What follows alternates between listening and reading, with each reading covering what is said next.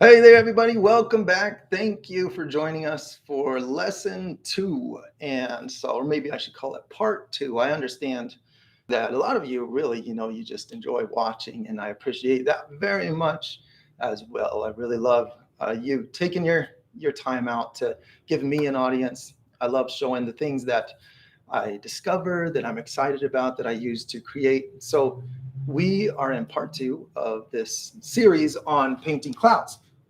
And so, what is on the agenda for today is to mix the colors because I want to save myself the trouble of trying to do what I did in part one. That is just mixing it on demand from primaries. You get a really interesting look doing it that way. And like I mentioned before, I used to do all of my murals that way. And then I learned, hey, there's a more efficient way to do this where I can actually make a profit on my jobs and spend less time battling the color mixing if I use the first technique, mixing from primaries, to identify my favorite colors. Today, it's pulling those favorite colors from this test run and then pre-mixing them to use on the entire canvas.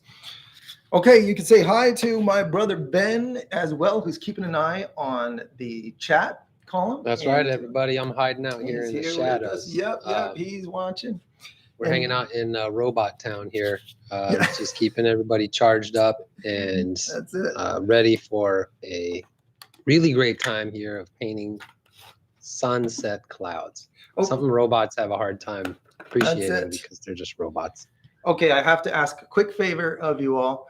I forgot to hit record on all of my cameras. That's very important that I record these parts. So I'm going to do that real quick, and then I'm going to explain very quickly what we're doing, just like I just now did. I appreciate you going along for the roller coaster ride here. We're just going to hit record on all these. That's all we're doing. Okay. Can you reach that record button way up on the back of that one? No, here, I got it. Here. We'll get it. I got it. This is actually a lot of fun for everybody to see how the bread is baked here. You know, we add a little eggs, a little cream, we stir it, we turn everything on, we turn everything off, we plug things in. Yeah, and now we got a camera that's not actually on, so I got to make sure we got power to that camera. Give us just 1 second here. Give us 1 second. A little more than 1 second. We might need a few.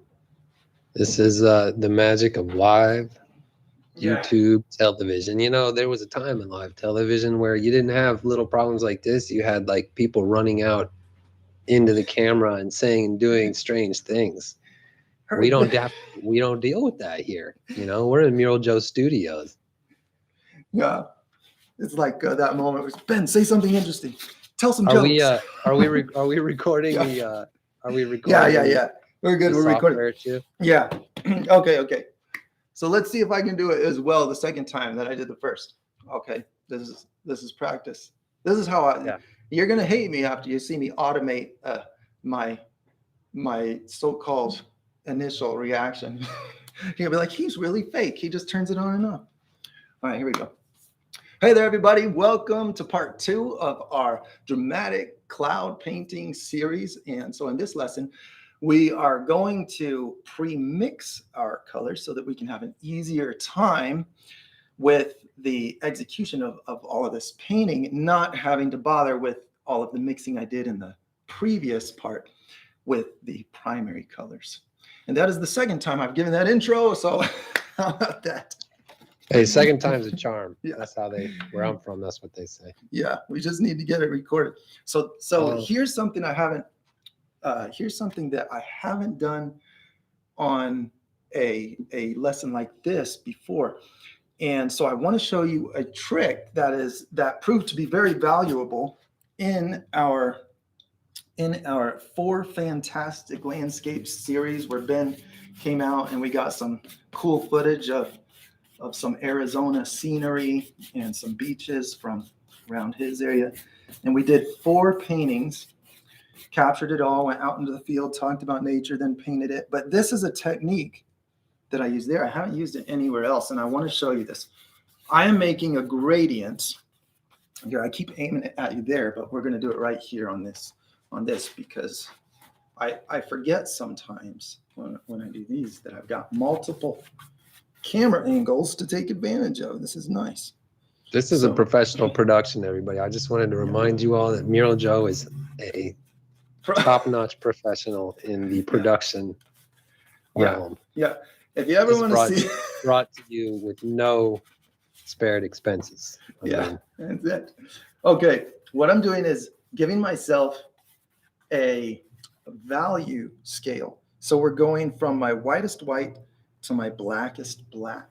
I'm going to use this to compare all of the colors I mix so that I can see how the lightness of the color compares to the rest. Now, the reason that's valuable is because we're comparing things over media, over computer screens, and there's all kinds of variables that we can't reconcile.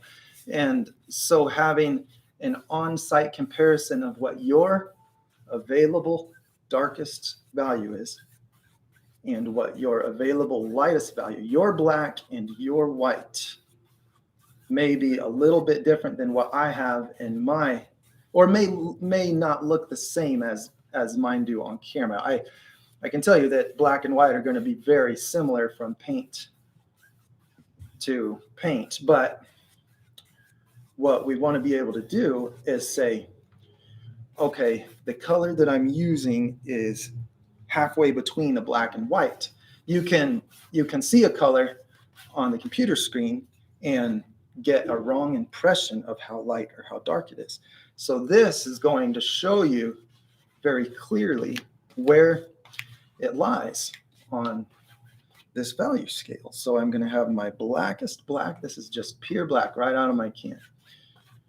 I like to use a gloss black most of the time. I'll scoot down to a semi-gloss or a satin even for a lot of projects. It just depends on the purpose. But I like how dark a gloss black is. Usually you light a picture from above. And if you can just get rid of any reflection glare on that gloss black by just not, think of a painting as a mirror. Don't put the light source where you're going to see it in the mirror. That's how you avoid glare. And so if you do that, the blacks come out really nice and black. I love a gloss black. It's like when you see a black car with that high gloss finish, and it looks really pretty, Hey, so let's welcome real quick. We got people from Hawaii today. We got them from India, the Netherlands. Nice. I mean, they're chiming in from all over the place. All right. Thanks for joining Mural Joe here. And then everybody, if you want to have Joe look at anything you've been working on, send it right now to info@muraljoe.com. Attach any questions, attach any relevant questions. It's hard for us to see them in time if you don't attach them to that original post. Okay, this is good enough. Now what I'm going to do is every color I mix, I'm going to call this a chart. Even though it's been, chart, a scale. I'm going to put it on this chart so that we can. Joe, do you use about that black real quick? Do you use gloss all the time for all your acrylics, or is it just that black that you're trying to get gloss with? When I'm painting out of tubes, I don't even know if it's available in tubes, and I do use that portrait that I showed on the previous lesson of my wife and my daughter was done with tubes. So that I don't. That black seems really nice and concentrated. When I do big murals, most of the time I'm using a gloss black. And so if I experience a problem with glare, if I put this at just the right angles, you'll see all kinds of glare on that. Yeah, there, see that in the camera. You can see all kinds of glare. If I experience that, I'll use a lower sheen. But usually, like I said, if the light's coming from overhead, that gloss black looks beautiful for really bold contrast. So for that reason, that's a good example. That really stands out. And welcome Canada, Michigan, Gulf Coast, Sweden. Sweet. Everybody, we're going awesome partying here. Awesome. Oh man, I miss my I miss my friend Shoki Shama Dewani. He came and helped me paint a mural all the way from Sweden years ago. Whenever I hear Sweden, I can't help but remember good times we had. Okay, now what I'm going to do is mix the colors I need. I just loaded this up with black paint, so I'm just going to rinse it off. Let's just get that black off of this brush, get the excess out first. I always keep water handy with a towel right next to it, because I can go like this. I can just push it on there, and having a good amount of that towel to soak up excess water is really convenient. So I can go like this, get that water out. And you know, the water gets pretty dirty, but it doesn't seem to affect the brightness of my colors until it gets real dirty, you know, like the consistency of something real soupy. You know, it doesn't seem to affect my bright whites or anything. So my next task is determining my favorite colors and getting those batches mixed up. So let me just scoot this right here, pull the lids off these. I still don't know exactly what ones I'm going to put in my batches, but I do know what colors I love. It's actually that very first cloud I painted that I think is best for this picture. As the paint dried, it ended up darkening and getting much bolder on the oranges. And to me, this looks too much like a deep orange sunset color. So keep that in mind. This right here is like 90% white, and it still is somewhat extreme on the color. I want something much brighter and whiter, because when it dries, I get more vivid color with the whites. So now let's get my little containers. I got these. Now these are the same kind of containers you might get at a restaurant. You know, you get your sauces and things in these little to-go containers. These have become my favorite. I'll just grab a quick glass of water here. It would make more sense to have a smaller container. You know, when you drink out of a giant cup, it's kind of hard to balance it when you have shaky hands. Look how my hands shake. That's self-sabotaging as far as I'm concerned. I can't wait to do that all over yourself. It goes like forward, backward in the cup. I mean, we're definitely going to wake this room up if you pour that glass of water all over yourself. Yeah, we don't want get electrocuted in a mess of paint. Yeah, that's the way to make a viral video. Okay, first color I want. I'm going to start light and then work to the darker colors. I want a color like this in here, not this yellow. See, so this is the benefit of working from primaries. I can look at 20 different colors in this one little spot because it was mixed from primaries, and there's all this variation. So I'll put white in first. The reason I like to mix lightest first is because it's just less contamination mixing of the colors. You know, you get a little dark color on your brush. The light colors, they will get tainted by the dark colors much more easily than the dark colors will get tainted by the light. So for that reason, I start with the lightest and work my way to the darker.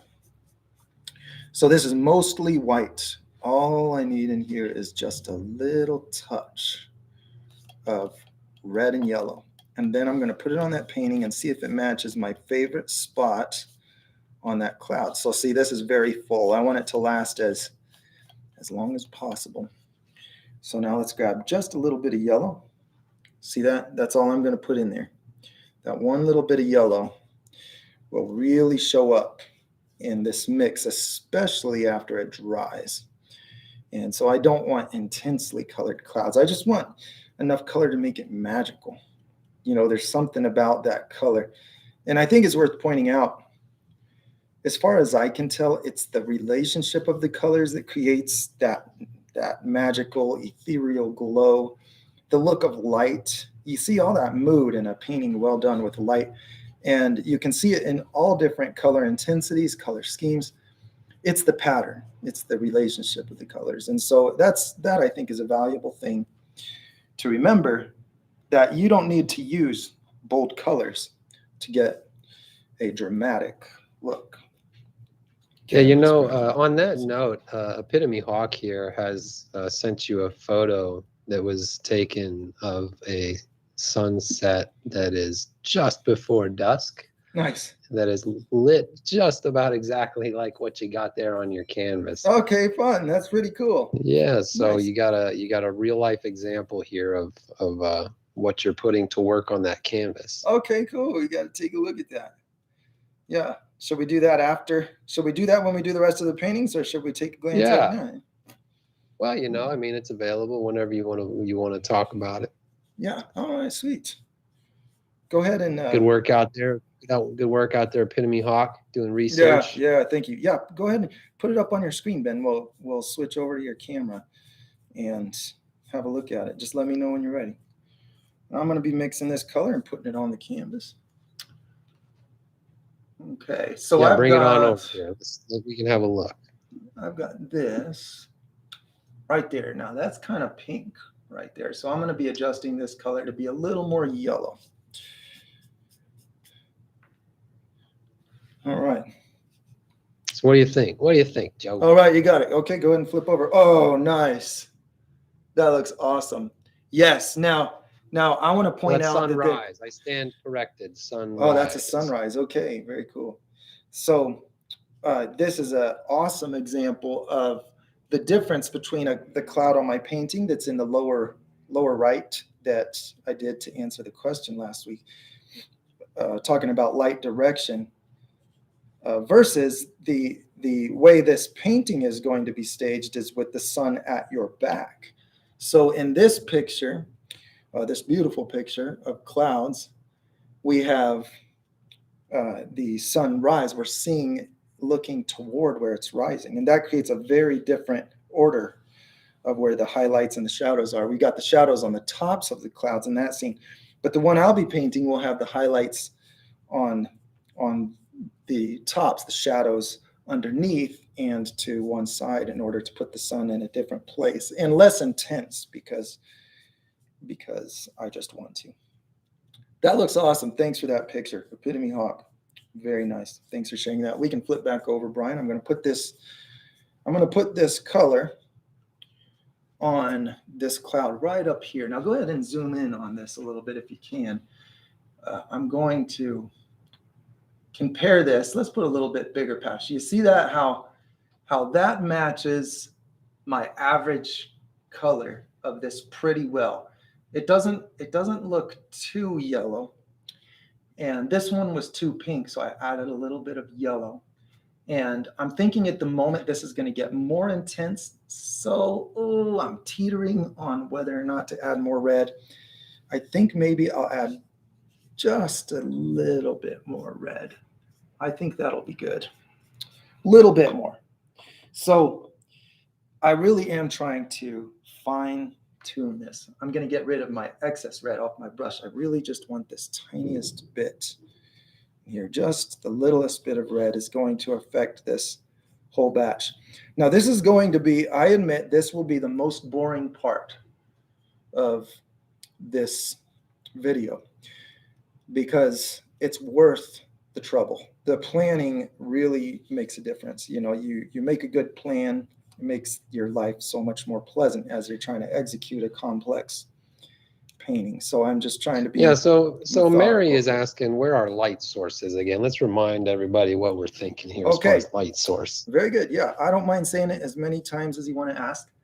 The light source is going to be from my back over my left shoulder, not my right shoulder. So it's coming over my left shoulder, shining more on these edges than it is on these edges. So here you can see I added more of that gray violet color for shadow.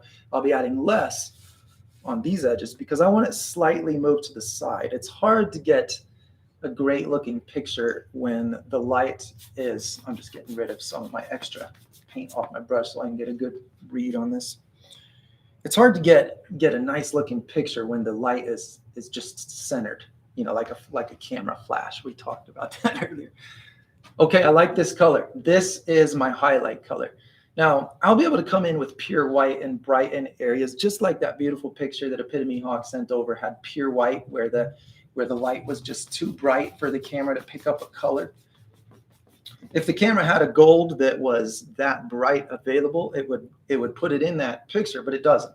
So, you know, you get what you call overexposure, which a lot of you probably know more than I do about that. But when you see that pure white, you can use that effect in paintings as well. So this will be my brightest color, but that does not mean I can't come in with pure white later to make extra bright highlights. I'm just smearing. Yeah, Mary's finding it very helpful that you're walking through the steps, you know, kind of going through great. each one. So this is not as boring as you might. Okay. Concern. Okay. Now I almost forgot. We made this so that we can compare. So I want you to see just how far toward white this is on the scale, which shows you how little red and yellow I put into it. So let's put it here. We want to go to where it looks lighter than what's on the left and it looks darker than what's on the right. And that's how I find just the right spot on my scale. I'm going to go down here because it's smoother. So I'd say it's somewhere in here.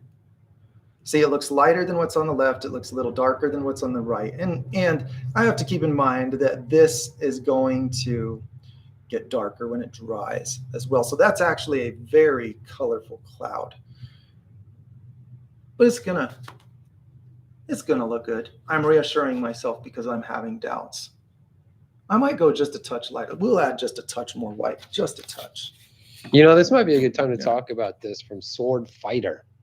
They've been reading a lot about color and how surrounding colors can play a trick on you that makes a color appear as a different hue than it is. Why do you think that happens? How can you train to spot it? Well, the first thing I want to say is I completely agree that that's true. But what I would word differently is the phrasing different color than it is, because what it is seems to be very subjective, just as that statement suggests. It is definitely so subjective to the color that it's against. I could take this color and I can put it on the white. You know, I just mixed this. And so when I put this color on this white here, let's cover this up. We're going to put it above. I lightened it just a tiny bit. It's really hardly any different at all. Okay, so when you look at it there, we see a color that is, I don't know, kind of an off-white, a cream color. It's just a very, very light gold. And then if we come over here and put it on these dark colors, then they don't look like the exact same color. You know, this does not look the exact same. Now, I'll admit that it doesn't look all that different. So my experiment is not proving the point as good as others have. But what it's against, I could also do the same thing with color. I think you run into that issue with color as much, if not more, than with lightness and darkness. So this can trick you on how light it is, but the actual color, that's what we should do. We have a purple orange contrast. So if I put a gray on these two things, let's do that. That'll be fun. Okay, look, here's what we do. It's true. And so for that reason, I use gray all the time, because gray will form to the opposite color of whatever it's against. So look, let's mix a gray. We're going to do white. We're going to do black. Okay. And we're just going to see if this is true and all it's cracked out to be. If what I'm saying is true, then this color is going to look a lot more bluish violet or something like that when I put it on this cloud. And so let's go like that. Okay. There's the color against that orange. Okay. Now we're going to go up here and put it on this. And now all of a sudden it has more of the brownish orange hue to it. And so this to me is the most frustrating thing about that color relativity, let's call it, for lack of a better word, the relativeness of this, because I think that I've got just the right color in my pot, and then I go to the painting and I have to adjust. But you know, you do get familiar with those things as you know, repetition, you get used to it. And it's not like it's That is a magical effect. Epitome Hawk is isn't it cool? commenting. Man, I can't tell you how many frustrating days there are for house painters when they're seeing the color under different circumstances, and every color change means going and buying. Of course, many of you have been through that as you're selecting colors to paint your house. I remember Ben, remember your chocolate mint combo for your house? Oh man, Oh that's crazy. man, I messed up I'm the bringing color up, of my house. Good, I'm bringing super up good. bad memories, aren't I? Oh, Yeah, that's yeah, maybe that's not good for the internet. We'll keep yeah. that one in. Okay, next color, transition color. This is the color that I need to use to blend my shadow to my highlight. Because if I bring the shadow like this, I love this purple colored shadow. This is too red. This is also too red, too pink. I like the grayness of this, but it's still too pink. I love this purple in here. So I'm going to use that. The transition is so that I can mix this color with my highlight without getting an unnatural greenish colored result. And so I call it a transition color instead of a midtone. You could just call it a midtone because midtones often function as that. You know, I'd say most of the time they're doing the same thing. In my mind, they're a little bit different. A midtone sometimes is just to maintain boldness of color. You know, you work from a mid-tone so that when you so that you have all of that pigment in there. You know, it makes a painting look better if you work from a mid-tone, something else I've talked about a lot. So we could call it that, but a transition color in something like clouds, I think of differently because we're using it to completely change the hue. We're changing the color that would turn out if I mixed the light and shadow. So we're transitioning with a color that is very corrective. It's correcting it to what natural light would do. So I'll start with my white, and then I'm going to add more red to this one than I did to the first color. The first color is my yellowest color, which is most often the case with clouds, just because of the natural shifting hue of a big translucent cloud catching the rainbow patterned sunset. We see those yellowest colors in the brightest spots, and then we see things shifting a little bit more toward the red as they get darker. So now I'm going to get some red, and you can see I'm putting quite a bit more red. This is probably 5 times the amount roughly than I put in the highlight color. So we're going to go like this. Now I'm going to put yellow because I don't want it just red. I got to look at the color that I'm going off of in my painting. So up here, I'm just getting rid of excess paint here, but down here is my transition. So right in here, I want a color that is more orange. That's kind of on the pink side. So let's put yellow. Okay, so now this color is going to become more orange. And you can, you know, just a side note, just in case anybody is curious about the paints. I talk about it all the time, but hey, you know, I know it's a common issue. Any house paints you can find are excellent. Develop your own preference because it's a constantly changing, developing industry. Develop your own preference for the paint you want to use. House paints are awesome for practicing on canvas and painting murals. And so I just grab the brightest colors I can find from whatever paint store is available. It's just so different from area to area. So for that reason, I avoid saying, go get this kind of paint. I would be misleading people if I pretended that is what makes a picture look better or worse. So all I do Yeah, is just I want to stop you real quick, tell you, Marlene, yes, Joe is answering questions right now. If you guys are out there and you joined us late, throw anything you want Joe to hear in the chat, and we're going to talk about it. That's why this is live. This is your chance to present anything you want to learn about. And if you got any pictures that you'd like him to look at, work you've been doing it, send it to info@muraljoe.com. Perfect. Well said, Ben. You're an expert.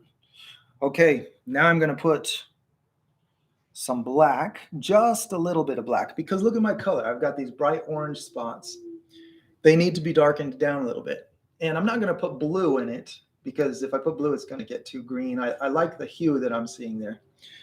It needs just a little bit of darkness. So I'm being cautious. Very hard to undo too much black in a mix. It's powerful, powerful change to the mix. Oh, we got a runner. Let's get that. And maybe a touch more. Let's see where we're at. Now, when so Christina is out there saying, can we please start painting, Joe? Like, are we going to be mixing stuff this whole time? Should I have like done the dishes instead of join this live stream? You know, I don't blame you. Yeah. I don't. Why are we spending time on this? Because I haven't yet. And we need a video that shows the reality of the preparation that this takes. I want this to be very educational. I would love for every moment to just be nonstop entertainment that would get lots of views on my channel, but the long-term value of quality information is more important to me. So I'm being careful to do this, but yeah, that is a great point. You know, we have a lot of really sharp, efficient, edited content that really jumps into just info after info. You know, I like just jump into that anytime you want on YouTube. This is the time when we really get into the nitty gritty. So thanks for joining us and take advantage of that. Yeah. I do appreciate that question. It is quite boring. And also, Joe, can you like start painting already, bro? Yeah, for sure. I relate. But we are close to being done. This is the transition color, and I've matched it to what I think is close to the color that is in between these two. And the goal is that it's also just a bit more intense than the color that's there, because what happens when you're mixing is the colors all get less intense. So I mix the transition color a bit more vivid, a bit more intense, meaning it just has more color, less gray. I hate words that don't have definitions that are pinned down that you can use, you know, like warm. People say this microphone has a very warm sound. I don't know what that means to this day. Ben, help me. Yeah, that's relative. That's relative. Like, it's a feeling. Like it has a velvety. Does my voice sound velvety? Yeah, exactly. Those are two different senses, man. You got to get your sensory organs straight. You know, you got neurological touch and you got visible whatever. Yeah, it's frustrating. So for someone like me that's just looking at patterns, I am all about patterns. I'm trying to reproduce them. You know, I'm not going to be ashamed about the idea that everything I make is just reproducing what God's already made all around me. I'm not the originator of these ideas. So I'm looking for the pattern. Hey, how do you make that? There's something that's glowing. How do you make that? There's something that looks. Go ahead. Let's answer one from Marlene real quick. She's wondering about the difference between house paints and acrylic art paints. You know anything about that? Yeah. More you're loaded. Yeah, Ben. Come on. What do you got, Joe? What do you got? Yeah, lots of pigment. Our artist paints and tubes have more pigment, and they have less of the base that is the glue that holds it all together. And so what that does is it will preserve brush texture on your canvas, so that if it's important to you to have real nice brush strokes. I've seen a lot of beautiful paintings that have nice texture, well preserved. And so house paint doesn't do that so well. It shrinks a lot. Now I'm changing the subject for one moment to say, here's my transition color. I'm going to stick with that right there. It's got just a very, I don't know what to call that color. It looks like that. And so it will preserve brush texture, artist paints, because it's, think of it as mud compared to glue.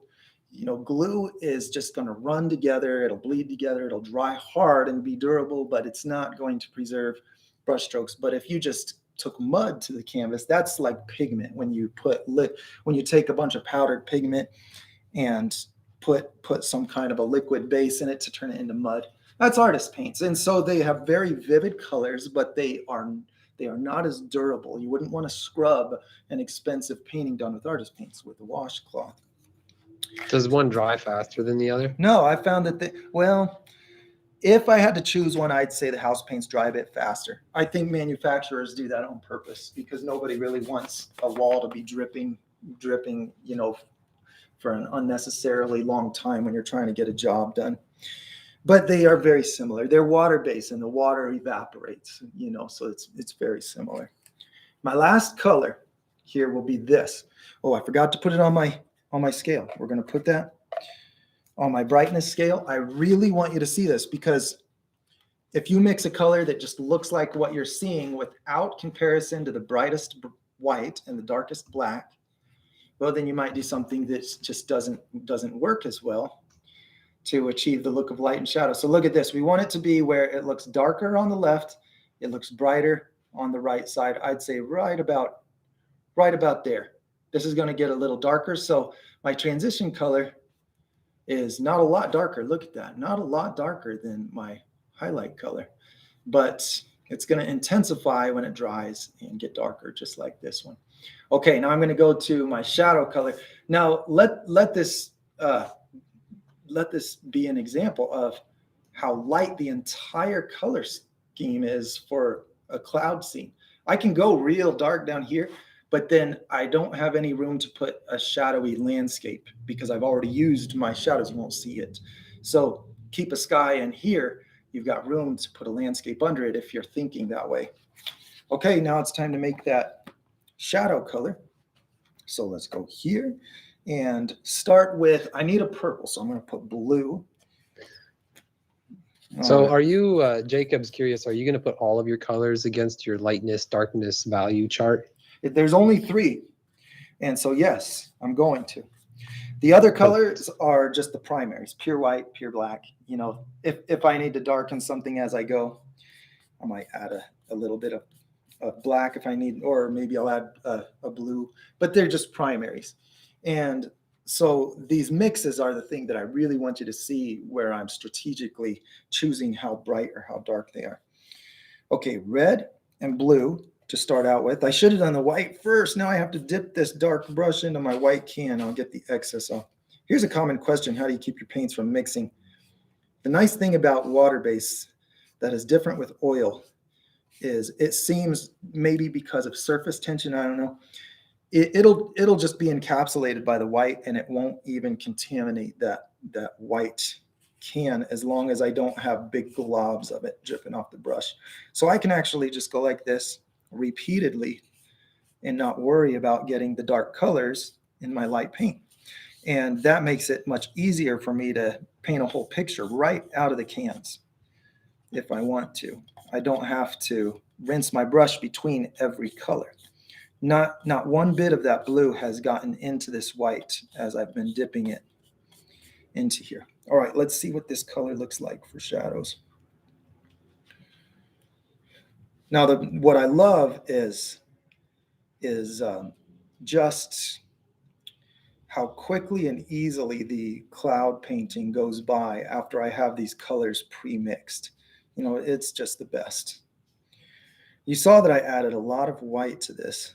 It was probably too much, but let's check it. This is about where we are at the moment. I'm going to put it up here and see how that compares to my shadow. I'm a bit light, not extremely though, just a bit. So let's put, so far I haven't even used my real vivid purple. Looks like I won't need to. That would be that magenta. If I mixed this with my blue, I'd get real purple. But with the sky, I don't see vivid purple very often. It tends to be a much more gray, violet. In the end, it's your choice. You paint what you think is pretty. I'm not here to tell you what things are supposed to look like. This is how to achieve what's in your imagination. It's more like that. This is the tools that you use. We're going to get this color to the right darkness. All I did was add more red, more purple, which means less white. And it's still a little bit on the light side. Let's grab some more. Let's get another glob of blue. We'll get another glob of red. Man, Ben, what are you doing over there? Dude, I'm typing up a storm over here. I was just hitting Marlene with an answer that we can just talk about. right? Instead of listening to me type it, why don't we just talk about it? Yeah. So she's learning about the difference between acrylic, tube paints, and your wall paints, and wondering if they mix. Can she use them together? Yes, good question. I'm glad you asked that. I forget to say these important little details. Absolutely. There's no problem at all that I've experienced with them. So you use just house paint mostly. Why is that? Well, because it's just so inexpensive. I get a whole can for the price of a very small tube. And when you're mostly doing large paintings, especially when you're just doing experiments that you're not going to sell, it's just hard to budget that, getting tube after tube after tube. Uh, and so I am really just doing it because of the budget, just because it's less expensive. I probably would use tubes a lot more if I could buy them by the gallon. But there is something else worth mentioning, with those. House paint is very fast. And so, because of it being a bit more liquid than the artist tubes that I described as being more similar to mud, it goes on fast. You get a big brush, you go, and you get a job done faster because of that. All right, there's my purple. I'm satisfied with that. I don't feel like I need that to be. I'm gonna put a little bit. I want to put a little bit of black and red in it. Okay, here, a little bit more red. We're gonna get just a bit darker. Don't you love it when I say, "All right, we're gonna get started"? No, we're not. Preparation Yeah, I is love important. it. Personally, I love it. I'm sorry. I know it's annoying. I know it's annoying. We're going to lose viewers for sure. This is how you do it. Well, this is like making a good risotto. You start with some rice, and it's in that pot of water, and you just simmer it, and that water drops down, and the rice gets nice and fluffy and soft and tasty. And after you get rid of all that extra water, right, you're left with a delicious little nugget of risotto. So everybody, welcome to the Mural Joe Risotto Show. Great analogy.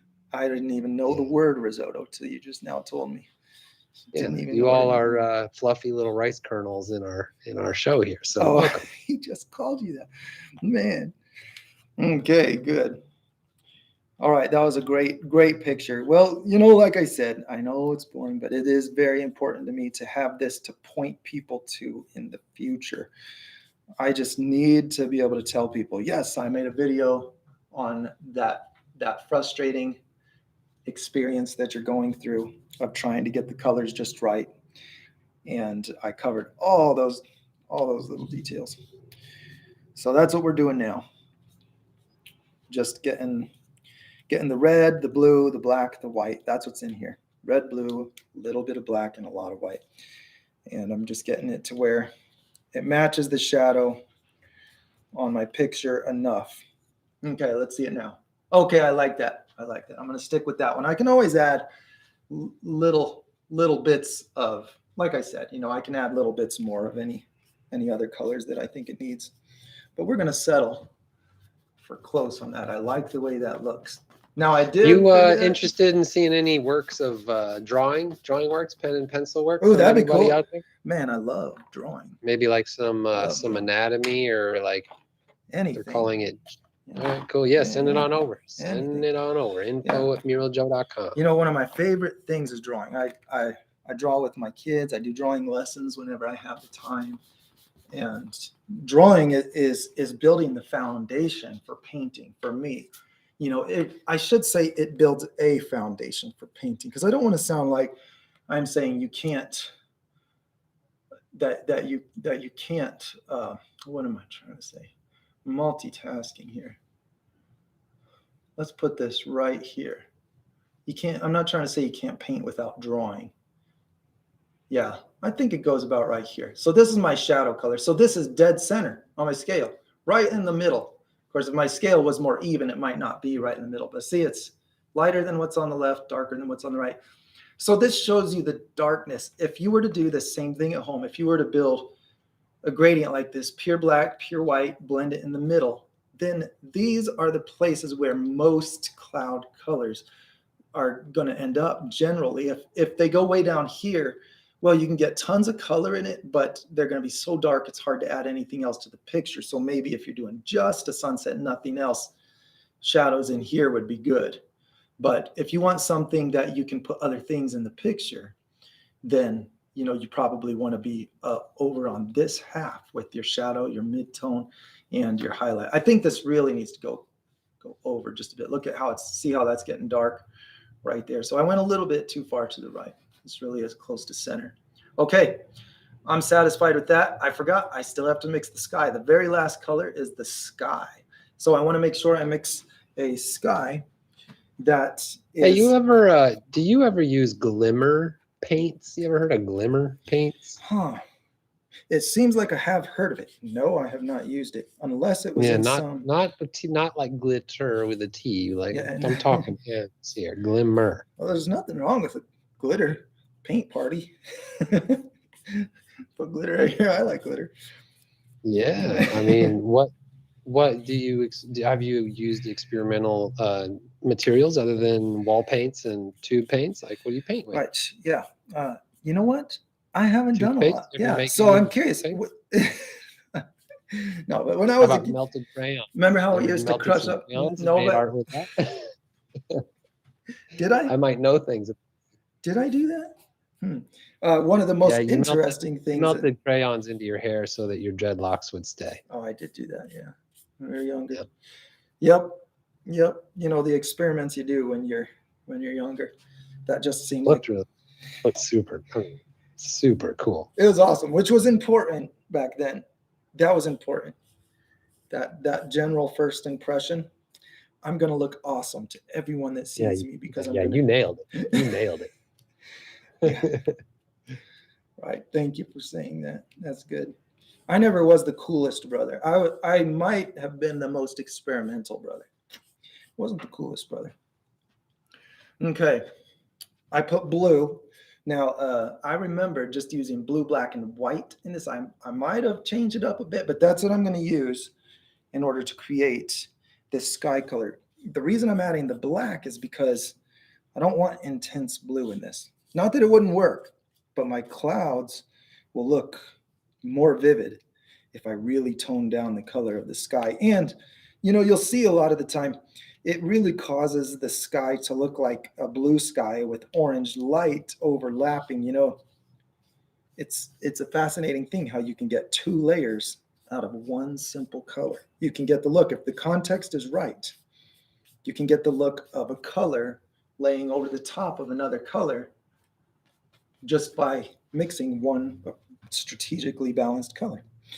I just think that's a fascinating thing. The difference between what you are painting and what you're perceiving. You just find a pattern. You're like, if I just mix this color, you can make one color look like an atmosphere of multiple layers. Okay, I'm putting more blue in this because I'm just trying to get to a similar shade. Actually, now that I'm seeing this, I'm realizing I want to go lighter on the sky. I don't actually like how dark my sky ended up, so we're going to go a bit lighter, and then we'll be ready to go. Yeah, I don't mind that color at all. I think that's going to be a better option than the blue that I have. You remember way back, like yesterday, when I was telling you someone in the room was like, "Are you going to start painting yet?" Yeah, we will. Okay, just give me like a 1 minute curious. countdown. They were just curious if you were going to start painting. Thank you. Again. Thank you. Yes, I'm going to start painting. Well, here were my options. Okay, when you're thinking of, I just want you for a minute to put yourself in my shoes. You're thinking, okay, you got to make a show that is helpful to people. You're trying to make a good instructional video. It's going to be really boring when you're mixing the colors. You can do it ahead of time and answer all the questions about how you did it and still have people frustrated that they didn't get to see it. Or you can just drag people with you through the boring process. Neither option seems great, right? So that's where I'm at.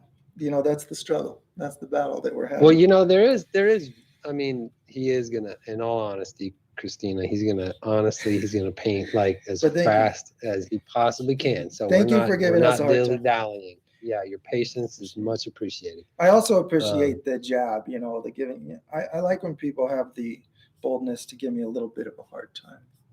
I like yeah, when man, people say Joe's a down to earth dude. You that. know, Yeah, make him earn it out there, you guys. Come yeah, on. yeah. It's good. So Good practice. also, it's also an opportunity. In reality, to see that Joe doesn't just magically make stuff. It doesn't just come out of his brush that way. Like he's so calculated. Yeah, He's like 100%. fine-tuning to imperceptible degrees how he wants that shade to look next to that shade. It's very calculated. This is not luck. This is not just talent. So, these are That's it. learned things which are learnable by everyone here. Thank you, Ben. Thank you. Thanks for saying that so well. All right. I'm just gonna settle for this. This sky color. It's very simple. I think I could swing all different directions with the hue, and so I'm just gonna stop there with my black, white, blue mix, and we're gonna put this on here. So this is a bit lighter than the cloud shadow color because these are rain clouds. So if you want clouds to look really light and fluffy, make the shadow lighter than the sky. But if you want clouds to look heavy and dramatic, make the shadow darker than the sky. Just a tip for comparison. So this is about, I think it's about right there. Yeah, look at that. That's where it matches the brightness approximately. Okay, this is my color set. This is cloud shadow. This is sky. This is my midtone and my highlight. Let's start painting some clouds now. So I'm going to get a should I get a different brush? I could just use this one, but it's all covered with that blue. So let's do this. Let's start by just putting my sky in place. We'll cover over some of this, and we'll get rid of a lot of that unwanted excess paint in my brush in the process. So we've got this nice gap. This gap here is for the purpose of creating mystery, curiosity, interest. What's behind those clouds? What's through those clouds? We can put layers. We have depth into the great wide open atmosphere represented there. And I'll put a little bit of white, just lighten it a bit as it goes lower, just a little, not a lot. So while Joe lights this up real quick and keeps painting, Joe, I'll just let you know that Anj says it's a magic show and you have the ingredients to make the magic. So mix away. All right.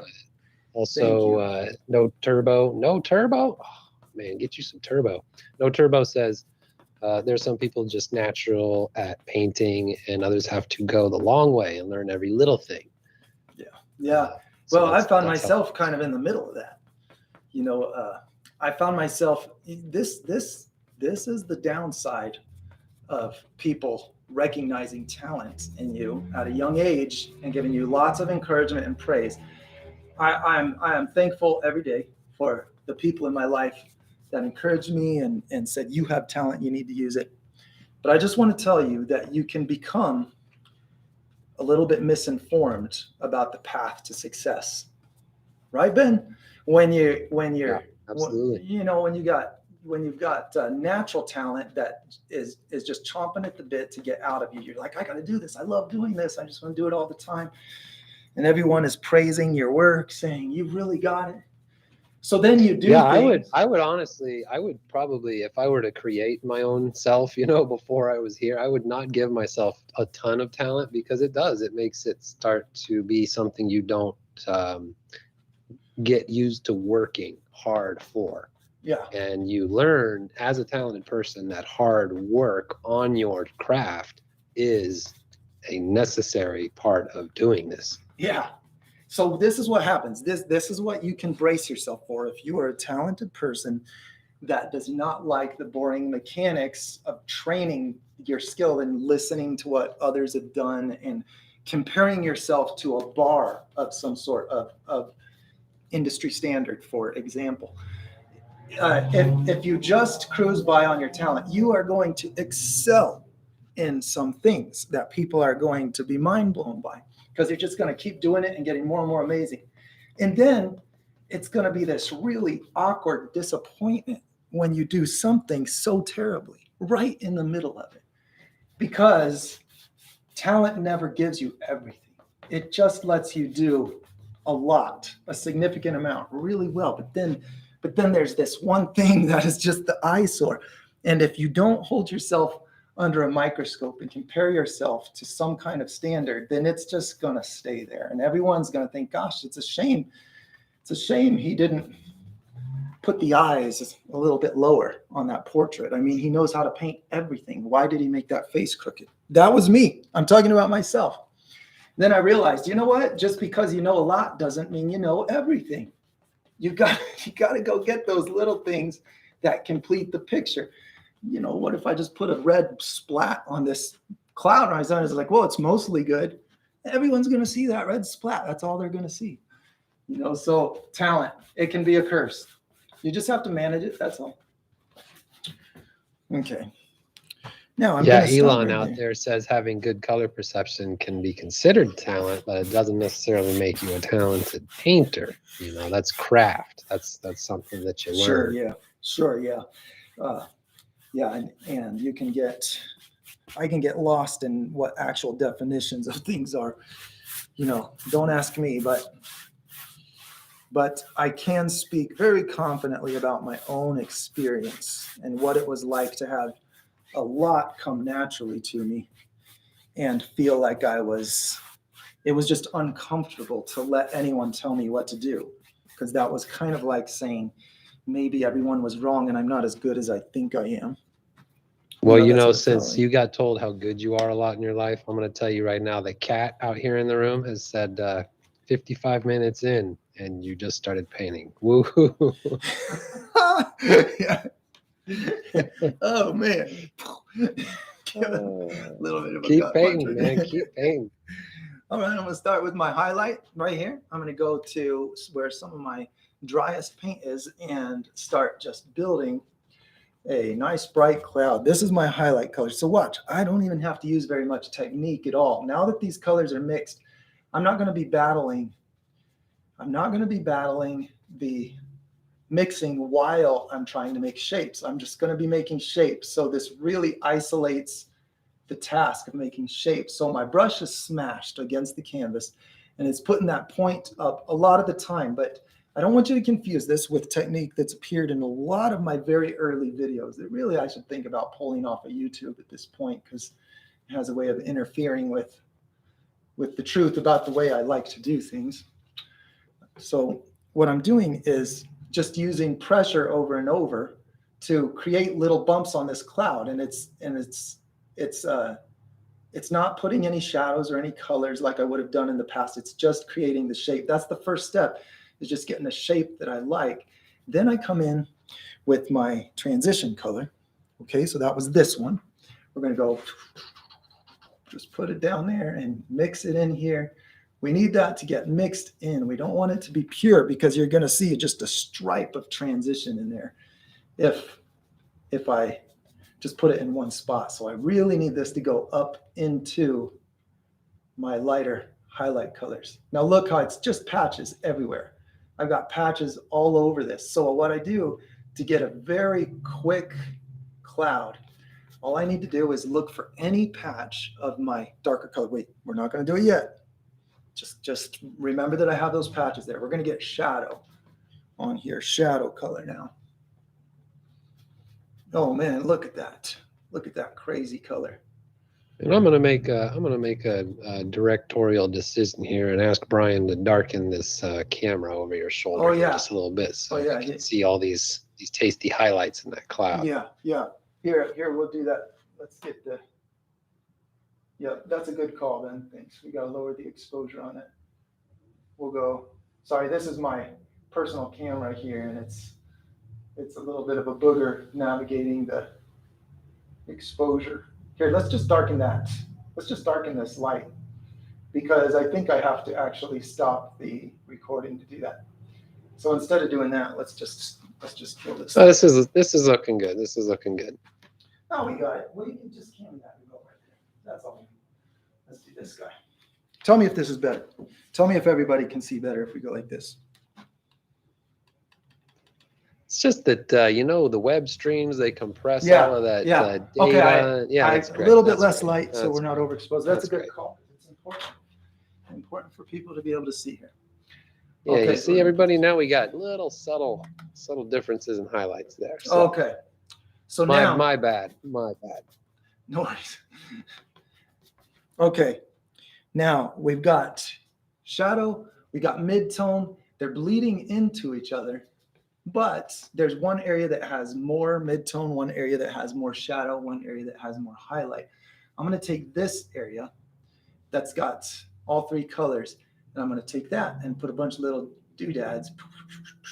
Just make big puffs, little puffs, just put in little slices into this light color all over this cloud.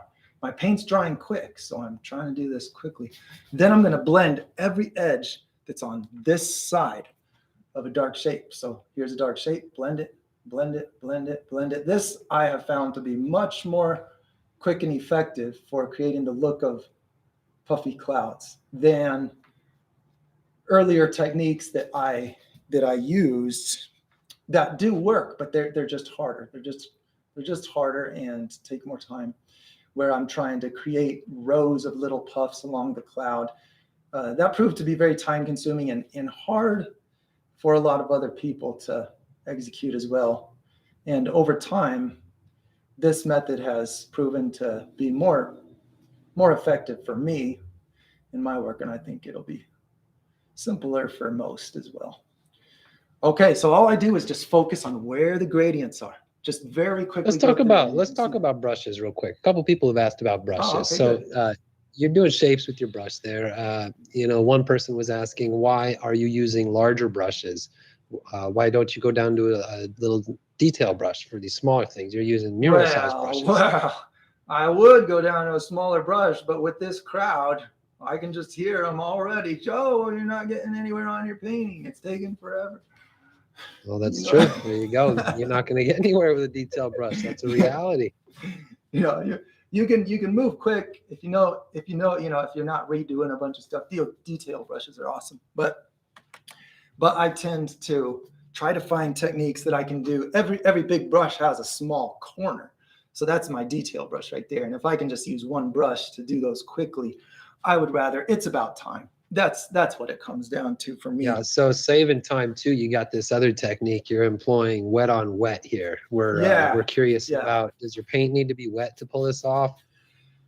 This particular technique, yes. You want to work in a small enough area that it doesn't dry too quickly on you. Now we've got a real humid day here. We got one of the most amazing cloud covers I've seen in a long time over Flagstaff, Arizona. And so we got lots of humidity. That's helping me to not have my paint dry as quickly. And so I do wet on wet because I can't blend all these little gradients a few seconds after I put them on. If I don't, that's how I do it. All this blending, just blending the right side, or the only reason it's the right lower side is because of the direction this cloud is moving out of the shadow. So just like the larger cloud has the shadow to the lower right, every little puff on here, I'm going to find these dark shadows that create the puffs on this cloud, blend the lower right into the light. Don't be confused, because there's a phenomenon that happens with clouds where that dark edge is coming out into the light. You know, there's something about the illuminated cloud that makes that effect. And so I'm actually taking a very light shadow and putting it on the top side of every little piece. And so that can be confusing when you're putting this all together. When you've got the larger shadow to the bottom right, but you've got these tiny shadows opposite. But that's exactly what it is. That's what creates this puffy explosion look on a cloud, that when you see it just rising up like this giant cauliflower. So wet on wet is the way I get those gradients very quickly. And it can be done wet on dry. You can do that. But what I find frustrating about wet on dry is color comparison. When I do it wet on dry, one color is lighter because it's wet, another color is darker because it's dry, and it brings in a whole new challenge of trying to figure out if colors compare the way I want them to when they're already very close to begin with. It's already hard enough when doing clouds because the colors are so close. They're all very light. Okay, now I put a lot of transition color. That's what that pink was, a lot of transition. So I'm kind of going opposite direction now. So now we're doing bright highlight. Same thing. I'm putting it right where I already had a lot of the transition. And I'm going to create lots of shapes. Once I have shapes in there, that's when I'll come back and start looking at where I can create those same kinds of little gradients. Now we're not going to only do this kind of cloud. This is just this is the focal point of this painting, is these big dramatic rising clouds. This is how I do this one kind, but there are a lot of other kinds of clouds we can throw in here into this painting. So we'll get into those as we progress. So right now I'm doing the same thing, looking for my dark areas, blending the edge of each little dark patch that is facing toward my larger shadow. That's all I'm doing, so that it looks like it's rising up. Like this, really, you don't even have to do this.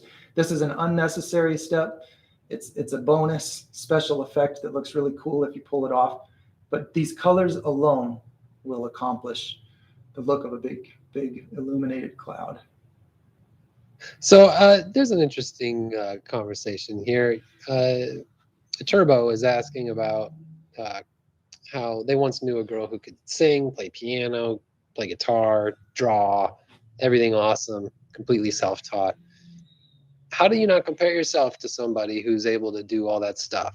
You know, like, what do people need to know about comparing themselves to other artists and other people who are creating?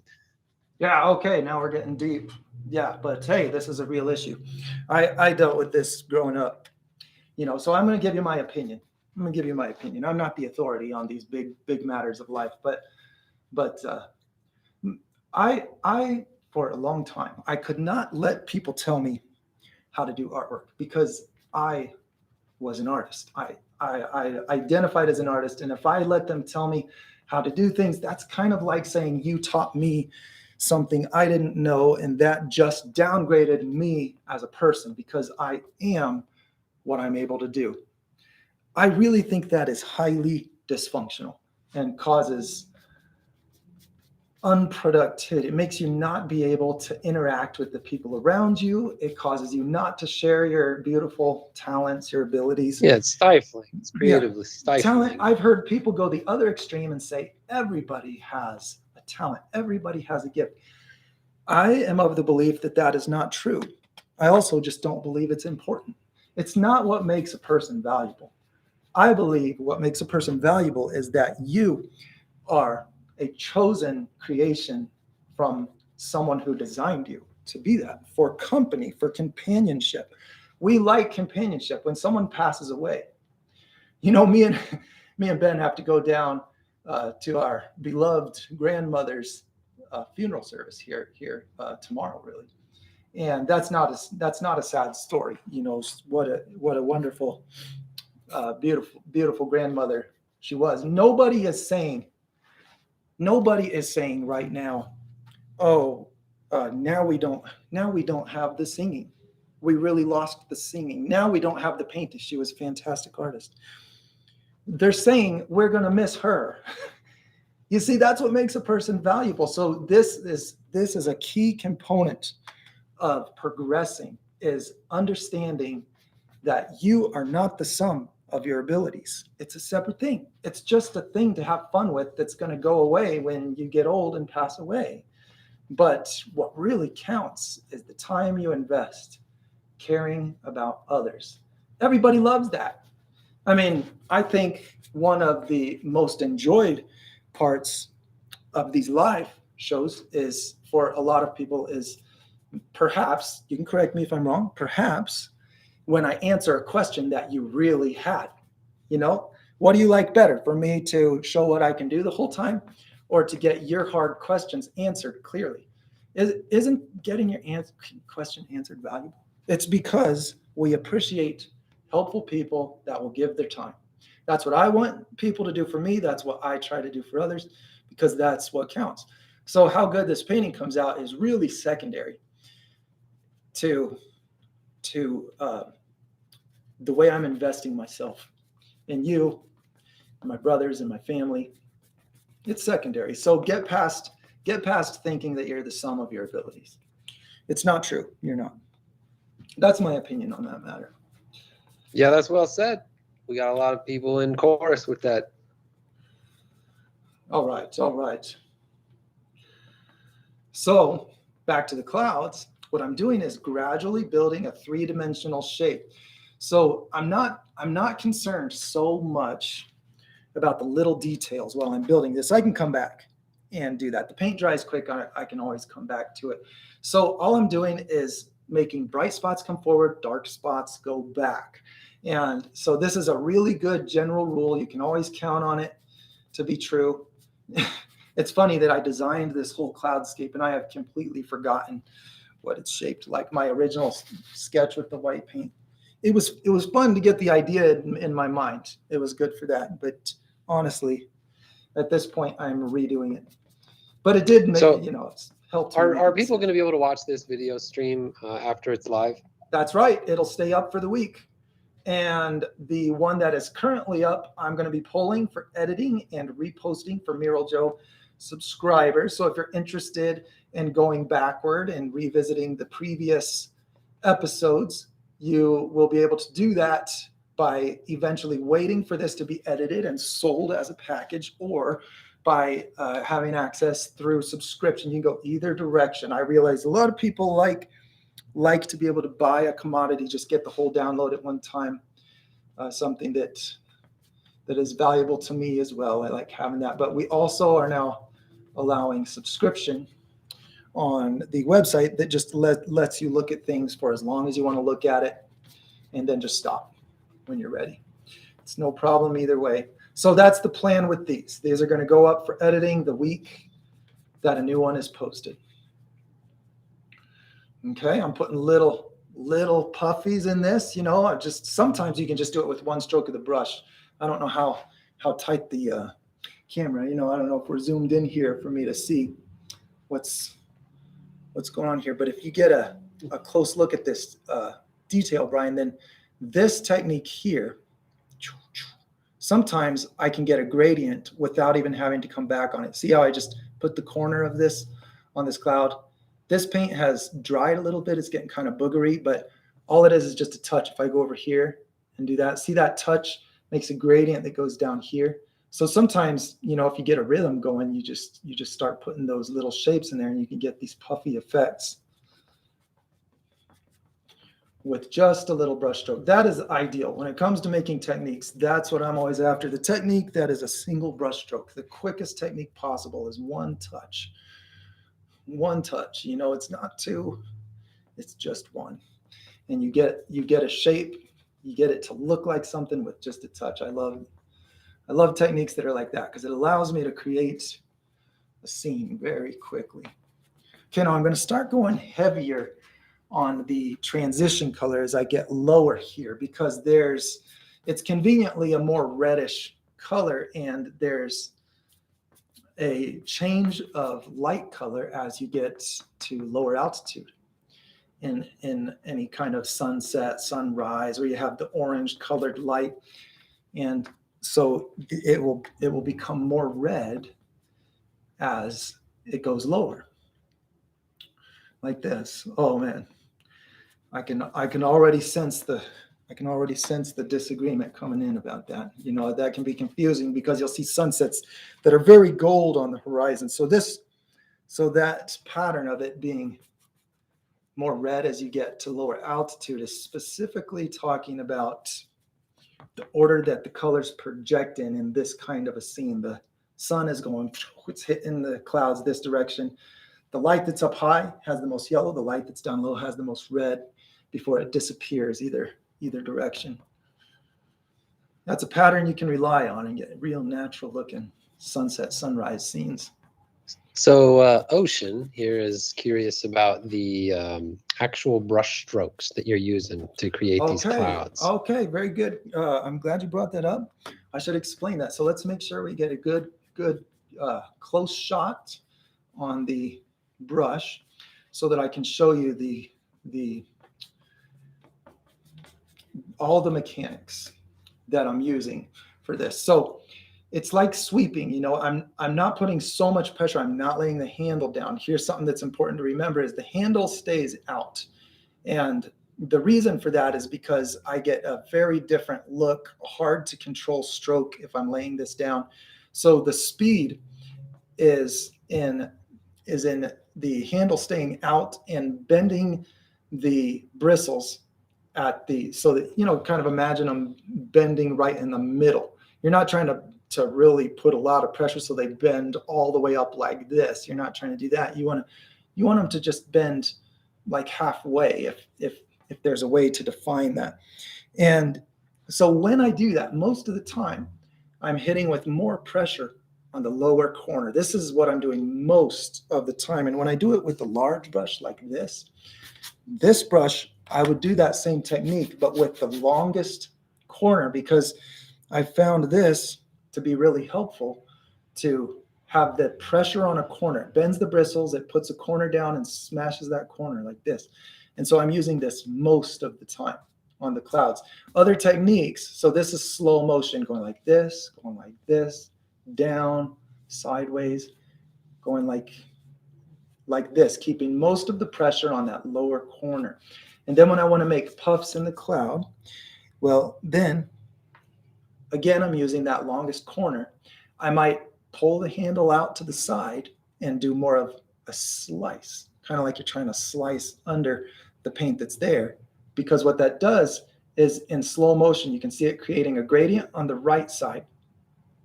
See that? It creates a gradient on the right side and lots of color on the left side. So if I do that real quickly, then I'll end up with lots of shapes that are not just chiseled out squares and triangles that are the same kind of edges. I want the shapes that have more of an edge on one side. So when I do this, you know, when I'm aiming, I'm scraping it toward that corner, and then I combine that with some randomization, for lack of a better description. And then I just grab any right sides of these shapes that look a little underblended, and see, I get the texture of it coming out that way. And then beyond that, I'm just going back to my very speedy, random back and forth of that longest point, so that, you know, if I see things I don't like, I just very quickly put another brush stroke over it. And I'm doing that really rapidly. I'm looking at each shape and just targeting the things that look less like a cloud. Once it looks like the cloud I'm after, I leave it alone and I move on to the spots that don't so much.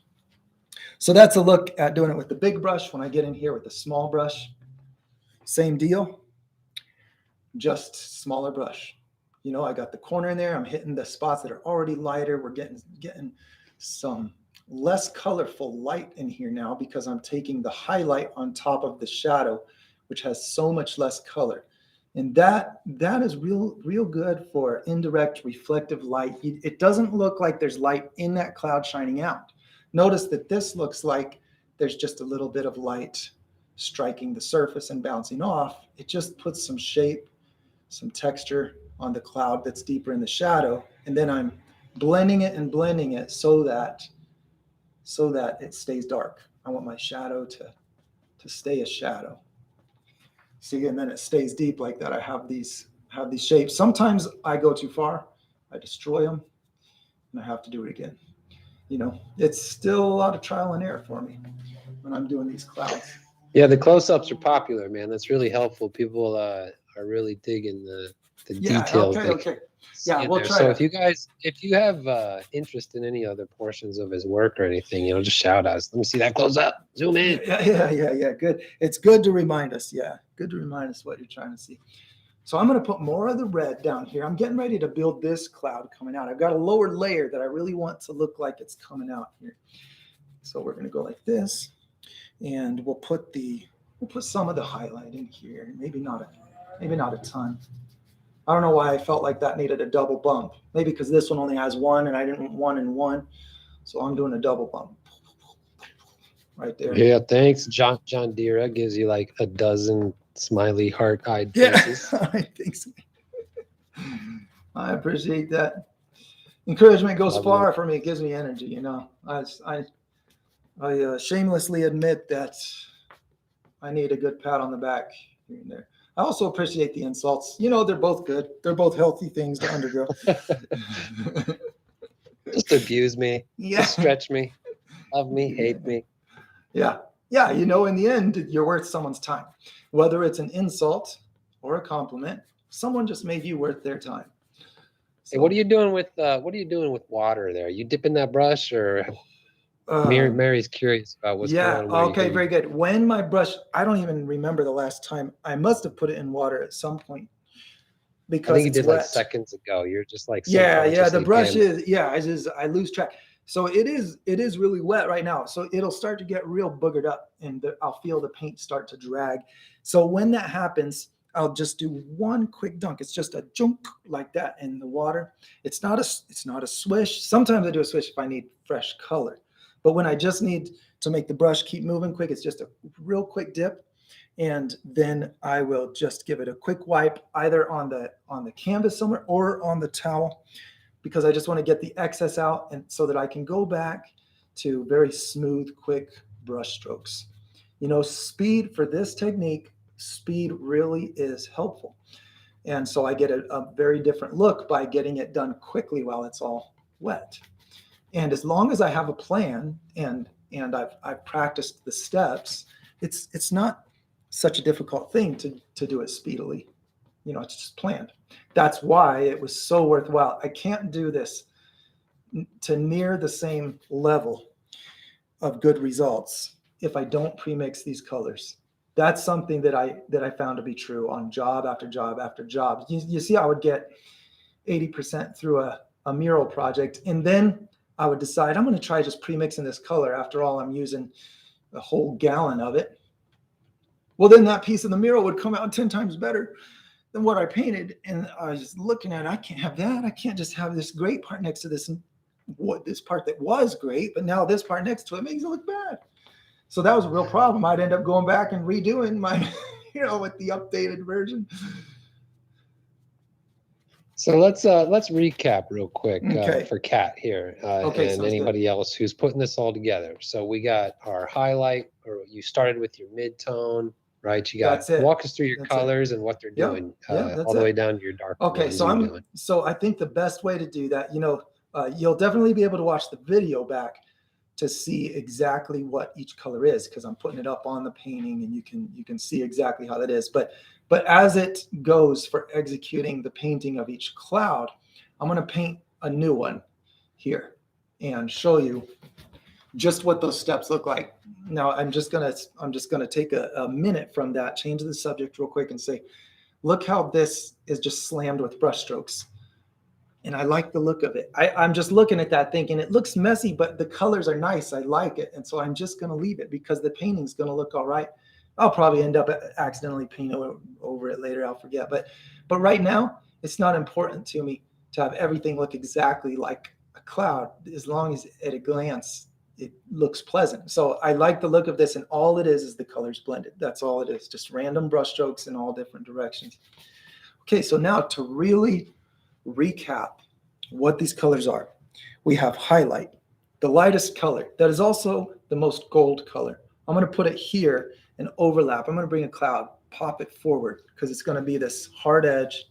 It's going to be, well, I don't know, maybe it won't be a hard edge, but we're going to put an edge coming forward where that cloud that I painted for Jacob on the last episode was. We're going to put this cloud. This is just highlight color. And what I'm doing is putting enough of it on that I can blend other colors with it. I've got to get the right heaviness. If I go super heavy, it might create a mess. But this so while you're doing this one, Dwayne's wondering if you painted over Miyagi. Yes, I did. Hey, Dwayne, thanks for tuning in, buddy. So Dwayne is fantastic artist himself. We are collaborating on this. Once this is done, he's going to paint one of the rain kachinas in here in this cloud scene. So it's important to leave a room for, now, for those of you that aren't familiar, those rain kachinas, that's real important tradition for the Hopi people. And so those are the ones responsible for sending the rain. And so he wants to make this picture. He says, hey, will you paint these clouds and then I'll put a kachina? I thought, well, I need to do a good cloud video. Let's do it. So, all right, collabs. Let's get some clouds up there. Yeah. Now, Dwayne Koyawena is worth looking at. He's smart with the way he markets his work too. I learn things from him all the time. Okay, we're going to go like this. And all I'm doing is just softening the edge because I don't want every cloud to be that puffy puff look, you know. I want some of them to be, see how this one looks more broken up. Now, the way I get a broken up look, I'm still going to recap the colors and how they go together, but I just want to take a minute to say negative space, positive space, negative space, positive space. And so I still think a talk show needs to be called Negative Space, where people can, where artists get together and complain about problems, you know. If there's any show I'm not going to set aside time to watch, it's one titled Negative Space. But there's a lot of shows that I would have named that. Yeah, okay. No, decent name. So, hey, Dwayne says it's looking great, buddy. And also, all right, cool. We got some people who are seeing poodles in there in the clouds. I'm not going to fight it. You know, that's what happens with clouds. Imagination, you know, that's something worth mentioning. What else you guys seen in those clouds? I'm curious. Okay, next color. We have highlight color here. I'm going to put them in order. We have highlight color. We have transition color. So I'm going to go like this. Highlight, transition, and shadow. I'm going to put them in order just like this so that we can make better sense of it. And this is sky. Highlight, transition. Okay, highlight, transition, shadow, and sky right there. So the next color I'm going to is transition because I need to make a shadow on this cloud right here. So I use this to keep the shadow and the light from creating an unnatural looking color. Unnatural means it's not going to look like light. I want these to look like light, glowing from bouncing off these clouds. You know, these clouds are glowing. It's going inside of them, bouncing out. That's what this color selection does. That goes from the more gold to the more red to the more bluish colored shadow blue, violet. Maybe it's just purple, whatever you want to call that. Let's go like this. And now see, I'm putting that right over the top of my transition, but not completely. I'm leaving the transition because that's what it is. It creates a transition in between the shadow and the light. So you have to balance just how much you mix this. You mix it until it looks like a natural gradient between light and shadow. And that's when you stop. Once you see that, you're not trying to get that pink color in there. What you're trying to get is a natural looking transition from light to shadow. But we can simultaneously use that to create extra color in the clouds too, if we want to. Sometimes it works out good for that. Okay, so I'm putting that shadow under here, and then I'll put another cloud. Let's put another. I had like gaps in the clouds that I think are cool. So let's put another one under here. It's fun to put the bright top of a cloud coming down and coming into view from behind, out from under. See how I just chopped the top off? Because that is the shadow of the one above it. You see, so we have this cloud right here. Cutting the top of that one off, it just goes in front of it. So a lot of these overlaps, you know, I think that's a fun thing to put in the picture. We'll put the highlight. Now, I can go real quick and just build this scene. You know, I don't want to stand in the way of inspiration. So when the ideas start flowing, these pre-mixed colors let me put it together. But then I can always come back. With them pre-mixed, it's so much easier to come back and touch this up. When I just paint from primaries, that is a real headache. Coming back and trying to add to something that has a million colors. You know, it's just so diverse when you look at it up close. So it can be hard to add little details and touch up a picture that's painted straight from primaries as opposed to one like this where I pre-mixed my colors and took the time to really dial them in at the beginning there. Okay, so now I'm going to go to the negative space. Here we're going to go like this, and we're going to get, this is the space in between here, the little parts of the cloud. Like that. So if you go back and forth, then you can get more natural looking shapes. If you go back and forth, negative space, negative space, positive space. And for anybody wondering what I mean by that, negative space, space in between the objects in question, the objects that you're considering to be objects. So these, I'm talking about the clouds, the space in between the clouds, or the little strands on the clouds, is what I'm referring to as a negative space. So I just grab that shadow, it's pre-mixed, it's easy to get it, very quickly put it in. So I can get a broken up, fluffy edge of a cloud much more easily than I could if I didn't have that color on hand, and by painting the negative space along with the positive space of the cloud back and forth, so that you're getting different kinds of shapes. You don't get the same kind of shapes when you paint the space in between. Okay. So we've got a lot of people here that have sent some works over that cool. they'd love to have your thoughts on. We've also got a shot. We've also got a shot here of a sunset. Oh, nice. That'll be that fun. one of your viewers sent over, where it seems to be getting redder as it gets lower toward the horizon. Okay, cool. So I guess it is getting to be about time that we wrap up the painting for today. Yeah, we're about an hour and a half in. Okay, let's wrap it up. I'm going to finish this cloud right here. All I'm doing is bringing the one cloud up. You know, it overlaps. So I've got this shadow. I want the look of layers because that's how I get good perspective. I get lots of depth in my picture by having clouds in front of clouds and staying consistent with the light and shadow all the while I'm doing that overlapping pattern. Okay, put that in there. Might be fun to put just a little dab of sky popping through too. Watch this. This is fun. You just do a little chunk like that. Then you get the shadow colors, and you create just this little patch of sky popping through the cloud, but it's just a little. So speaking of painting negative space, I am going to get to those pictures. This is going to be the last thing right here. I just wanted to put a little bit of sky popping through my cloud. Let's put some light colors on it. Now we're building the front side facing me. We do that. Put some of this on here.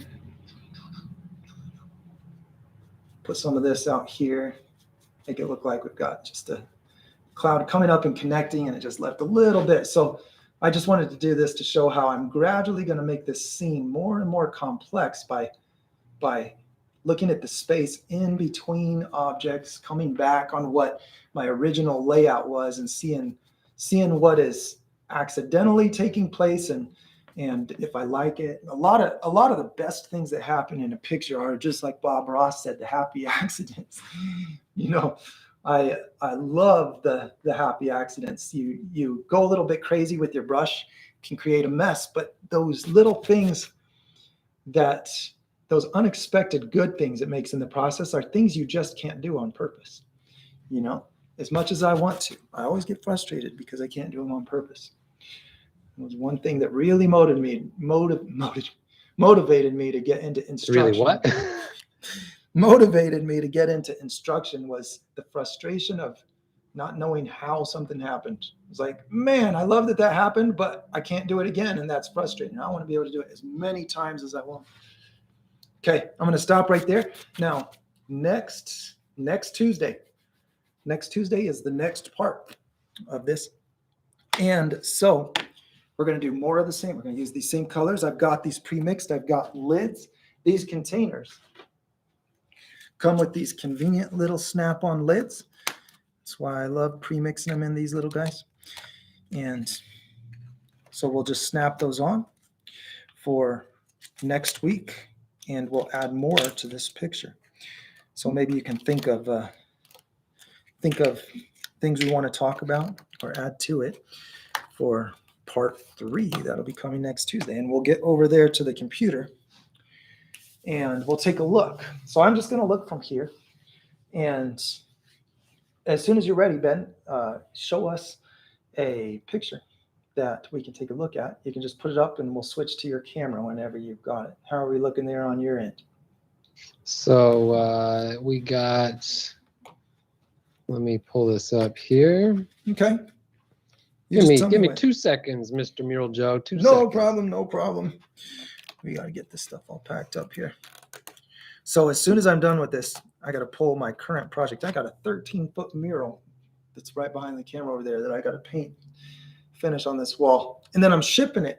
A way I've done murals lately is doing them on canvas, just like this, pulling it off the canvas, rolling it up, and then shipping it to where it needs to go, or taking it in person. But it's fun to be able to paint a mural in the studio, and then you take it and attach it to a frame or a wall of the same size. There, so I'll be doing that with the next project. If we're not, take your time on those pictures, Ben, because I'm just going to put more clouds on here if we got a minute. Should I just take all day, or? Hey man, I can keep painting this scene. I'm excited to get these clouds on here. Yeah, you just tell me. So tell me when we're going to do the switch over.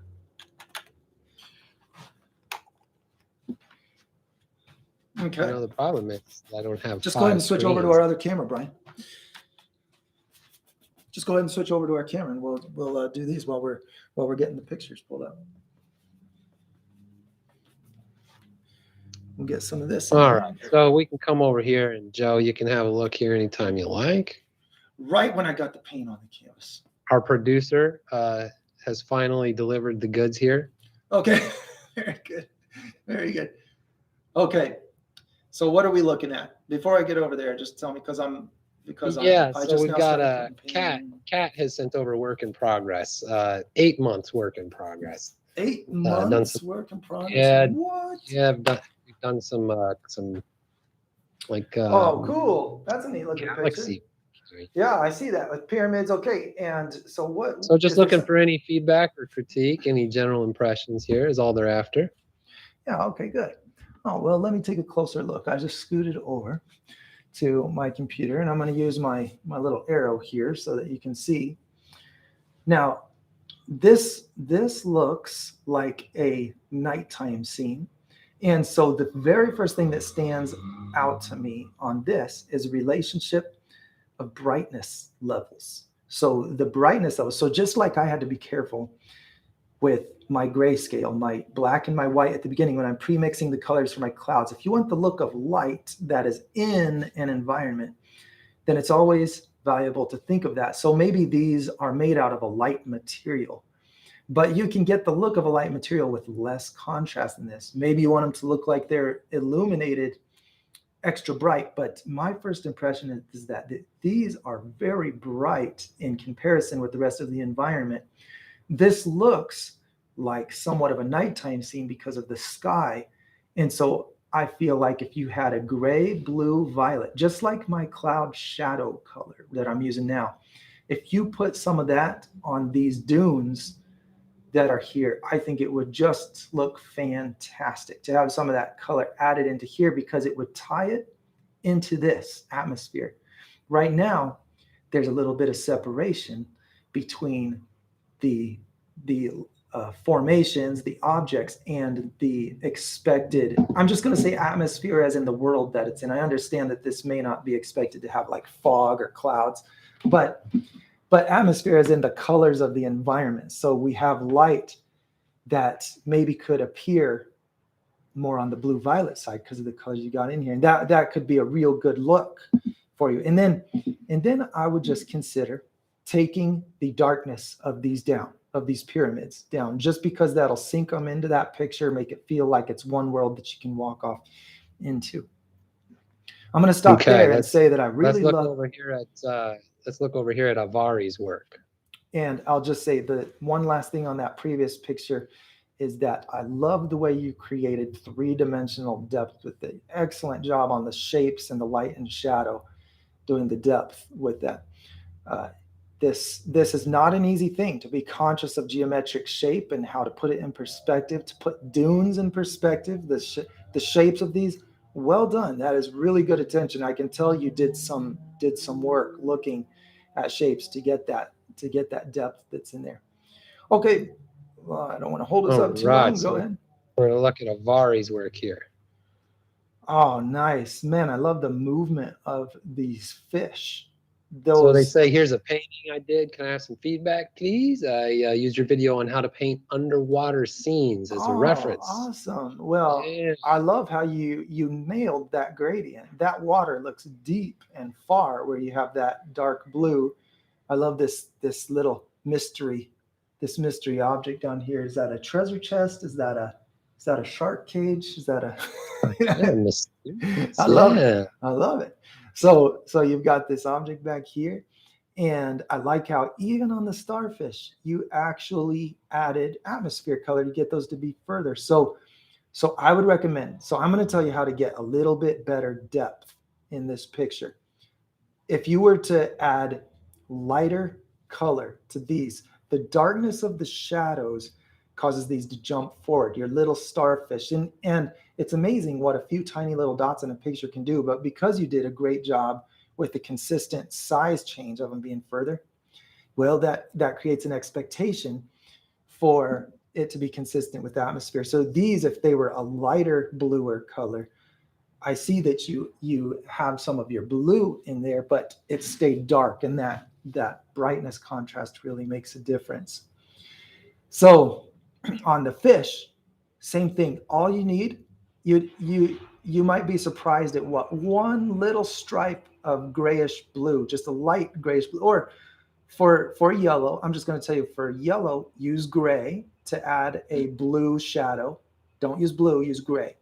And put a little bit of a shadow right here, and boom, it goes back into that atmosphere, just like that. If you just add it to the very edge, all it is a line along the edge that you just kind of fade in softly. On the fish, you can use a blue violet, a gray blue violet on the gold fish right here. So just using edges. And you can see on my pictures that I do edges all the time to pull them into the atmosphere. Nice job on the shapes of these fish. They cause me to feel the movement that they're swimming around in. And I love your gradients and your golden sun. Love your fisherman up here. That's fun. The worm. That's really cool. The worm coming down. Yeah, he's about to catch an illegal fish here, I think. Uh-oh. Yeah. Hey, all right. This one here is from Jim. He's okay, sweet. He's just looking for your appraisal on this one, he says. Yeah. Okay. All right. I love the upward perspective on the lighthouse. By making these curves in a frown shape rather than a smile shape, you create immediately that it is above horizon, above your eyes, and you're looking up at it. Excellent job on that perspective. Where you continued that consistency going below horizon, you stopped doing the frown curves and started doing the smile shapes. Excellent. That creates very believable three-dimensional perspective on your structure. You could go lighter on this because the value of the shadows in these clouds is almost equal to your darkest foreground shadows. And that's very hard for shadows to be that dark when they're surrounded in illuminated atmosphere, when there's atmosphere between you and those shadows. And so you can create more distance if you like by simply turning this shadow into a shadow that looks maybe more like these shadows up here. These are beautiful, awesome shadows there. But the transition color could also be used, just like I'm doing right now. Dark and light tend to eliminate red tones in paint. So if you just use a gray that is just slightly red-orange, just slightly, that's all you need in a scene like this, because these aren't super colorful clouds. But if you blended just the slightest bit of a brown, it really would be a brown, because a light brown in between these. And we're just talking about the tiniest amount will make a huge difference in the light, the look of natural light hitting these clouds. And then horizon on the ocean, I would go ahead and darken that a little bit because it'll sink it into that atmosphere. Maybe darken it with a shade that's perhaps a bit more gray and purple than the rest of the water. Just a natural pattern, just something that I think would look good. Don't feel obligated to do that. But if you did darken this, it would cause it to look like it's going back right underneath that dark cloud, sink it into the atmosphere. I love it. I love the splashing water, dark rocks in the foreground makes them pop forward. Great job on the depth with that. All right, we All can go to the right. next one. So we got one from Hillary now. She's Whoa, cool. just sent this over for your viewing pleasure. No notes attached. Yeah, does this not look familiar? Right? I Isn't love that it. sick? I love it. Yeah. Man. Real Okay. place. It's real place. I just attempted to paint a scene like this, the rocky shore scene. Perhaps you saw that video. And this I'm gonna give that a strong perhaps. yeah. And so there's some things Rocky Shore. The I'm email's tempted to titled say, Rocky Shore. yeah, I'm tempted to say you did some things even better than I did on this. I That glow. love the glow, the balance of your glow. This is something that's hard to get the green at the right brightness. So a lot of the time you'll get the shift of the hue as the wave comes up, and you'll get the green, but you won't get the increase of brightness with it. So you've got a very good balance of it getting dark, bluer grayer as it gets darker, brighter greener as it goes up into the brighter part of the wave. Your reflection, phenomenal. That rock looks 3D. It looks wet. It looks like there's light hitting this. I like the subtlety of it, almost a gray purple color, but really, it looks so natural. It's tricking my eyes. And I just love the color you used. A very natural gray, very gray, blue violet color on these reflections, or whatever you used. It's doing the trick. Very nice. You could get more natural perspective by creating a little bit of, it's not that this can't happen. See this very straight line right here? It's almost in a slight frown. If you were to hold a ruler, a straight edge against this, you'd see it's in a slight frown shape. Eyes are very sensitive to things that affect perspective. So if you were to reverse that, and we're talking about dropping this dark rock color down a very tiny amount, you could get better three-dimensional form on your rock, just because it's rare to see a rock where you're looking at it kind of bending, the middle bends further away from you. Yeah, it can happen. You can see all kinds of shapes, but I feel like I'm expecting to see this come toward me a little bit in the middle, also because of the way the water is striking it. So if you lower the middle of this rock, you'll get better looking perspective. Awesome job on the reflection. You kept it small, like you're looking down at it and not out. Same thing on these. And so this whole picture is really just fantastic. I love the way you did it. So on the horizon, I think you could lighten that a little bit, try to get some real level. With water texture, you can get, like I said, eyes are very sensitive to perspective. So any kind of diagonal line, see how these slope a little bit? Well, sloping is great when you're closer to the foreground, but when you get to a horizon, you want everything to be very, very consistently horizontal to get your best depth, because it smashes everything so flat. And so I'm just going to say one more thing. If you softened this shadow under this wave, I hate to see this beautiful curling wave get underappreciated. I would say lighten the shadow. See the darkness of that shadow, lighten it and soften it so that it looks deep and misty. And then it will blend over into this part of the wave more nicely. This is a little bit dark for being splashy and big and misty. Okay, I'm going to stop there. I love your shapes, love your composition. Nice work. So this one is from Elizabeth. This is 22 feet wide, 14 feet tall. Wow. It is their first mural that they did after watching your How to Paint a Mural series back in 2014. No way. That's amazing. It's in Oregon. And, wow. I'm getting ready to go to Oregon in a couple days. Oh, man. Yeah. Okay. So we got, all right. I'm going to start saying things about this picture. First so of all, I'm gonna give you a couple of just little detail shots here too, which they've included. Oh, nice. So, we're punching in. Oh, just we got, cool. We there. got some little animals in there. Nice. Yeah, a little so birdie there's on that. And then we got some of this. Wow, very cool. You've got excellent depth on your shapes. You really have three-dimensional shapes. It's always a battle on a mural. You don't have time to mess with with details on everything. It's rare that you have time for that. So you always need quick brush technique. So when someone accomplishes good three-dimensional shape with a few brush strokes, it's really well done, very nice. Okay, I love the depth in this. Excellent job with the shape. And you have accomplished depth with shapes very well. So you can accomplish depth with atmosphere also, which you have. You got really good difference between these. But I see a lot of very precise rock shapes, hill shapes, tree shapes. This trail going back leads my eyes over this hill to this little, tree grove. Beautifully done. I love it.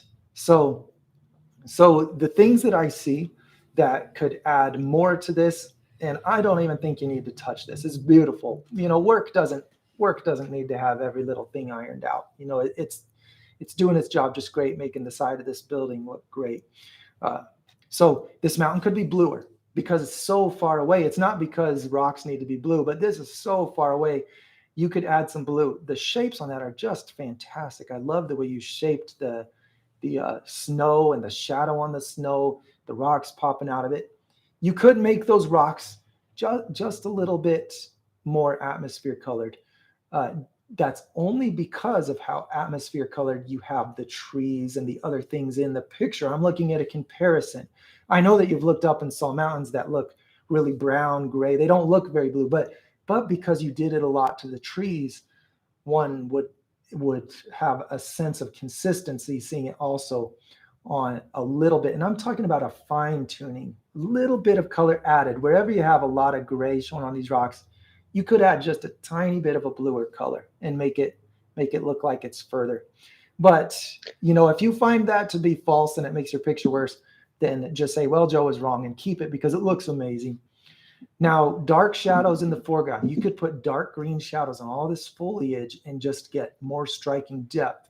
The darkness of your dirt, this is all facing straight up toward the light. This green would have lots of shadows in it because it has deep shapes, deep shadows all over. So I love these deep green shadows. If you added more of that in here, you'd get more depth. Are you trying to say something over there, Ben? Oh no, man! I'm just licking my lips in your ear. I got you. Okay. Now we got just a couple of more here. Two more, and then we're gonna be done here. Okay. Thank you for sharing this mural. This is fantastic. That's so encouraging to me to see what an amazing job you did. Look at the real logs next to the painted ones. I thought this was in the mural. Look at that. You got the real one. You got the painted one. Awesome work. All right, so we got Zulfi here. Zulfi is out here painting. Zulfi. Oh, Zulfi, I want to thank you for continuously watching my posts. You have just been progressing as an artist for quite some time. Every time I see your work, it's better. Here's a good clean shot on the work too. Okay. Now I love how well you did that human form. That is not easy. Everyone watching this knows human form is hard. And so first off, congratulations on doing an excellent job with these two characters. They are just formed so believably, so nicely. Love the expression. They're like two different expressions on the faces. They look concentrated. They look like they're doing a good job at their craft, what they're performing here. And I love the expression that is just, really goes along with this. Okay, so what I'm going to tell you on this is optional. I'm going to tell you things that are optional because this is amazing. This is fantastic work. So there are things that you can do to get really interesting lighting on skin tone and on warm colors. And that is, I'm going to go back to edge lighting again. So look closely at edges. When you look at a photograph, when you look at a person, look very closely to the very, very edge.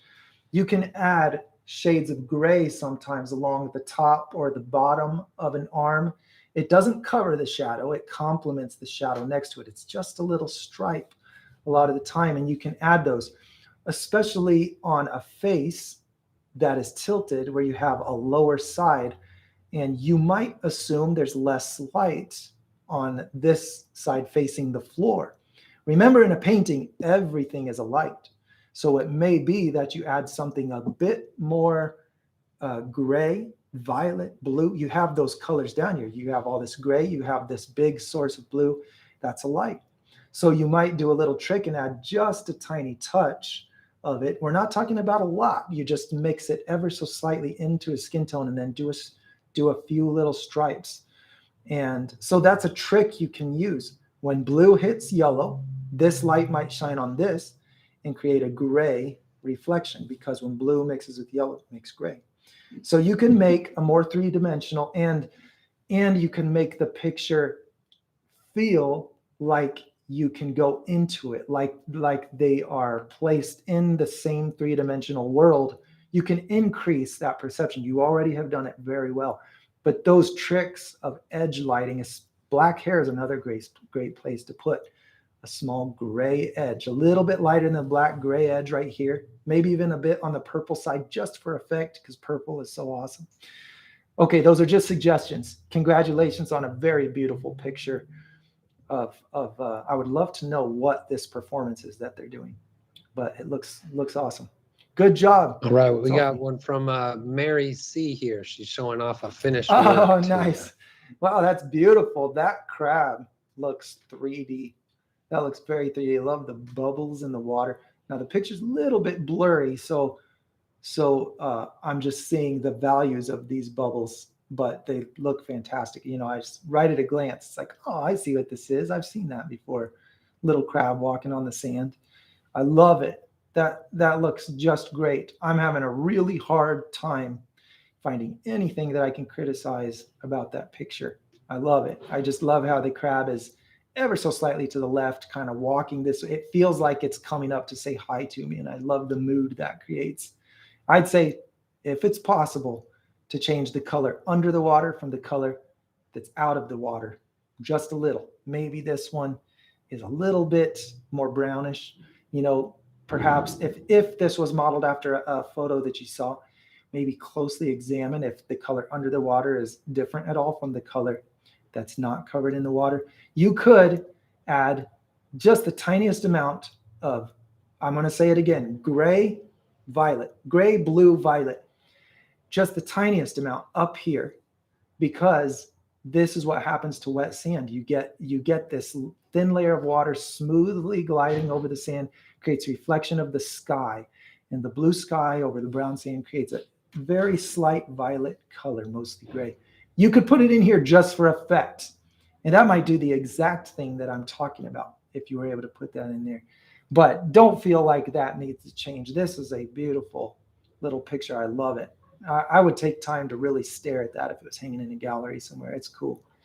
Nice job. That little dude is cool. Good Yeah. job, Mary C. We got one more here to take it home. This is from Daniel. So Daniel.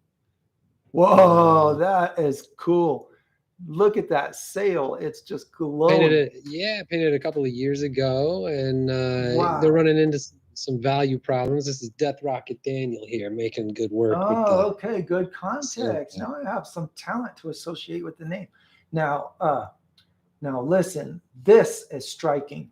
The liberty you took to make this sail just bursting with light. That's an artistic choice that makes this picture really worth looking at. I mean, it is just awesome looking. Now you were talking about values. So perhaps thinking of your shadows as a color instead of a value will be helpful to you. So think of what this is facing and what the color of that light is. When you're talking about a dark shadow on a cloud, think of it as just a darker light, and every light has a color. Think of the color it is. Is it blue sky first hitting the water, then bouncing back up onto it?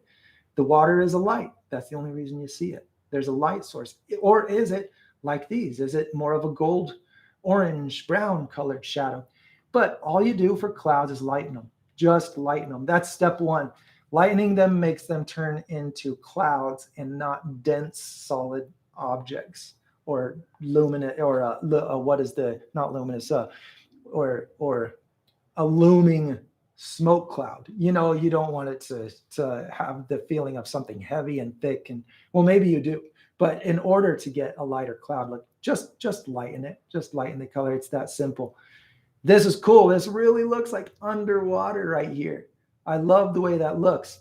So you might think about trying to get a little more gradient between the top and bottom. You might think about going a bit darker down where it meets the sea floor and a bit lighter where it comes close to the surface, and putting lots of color in the middle, just like I do with clouds. You have your highlight, your midtone, your shadow. So the light effect is really cool, but you could perhaps get more bang in this picture with that light effect if it had a gradient that got a little bit darker as it go, if it's somewhere in the picture. So don't let me take away your creative freedom, because this kind of looks like a glowing atmosphere above the seafloor. That's very cool. But if you combine that with just some bright gradient, see how these rays don't get to any color as they go down? The rays coming through this water, they need color. They need to have color as they darken. So that's what I mean by the gradient between the top and getting darker as it goes down.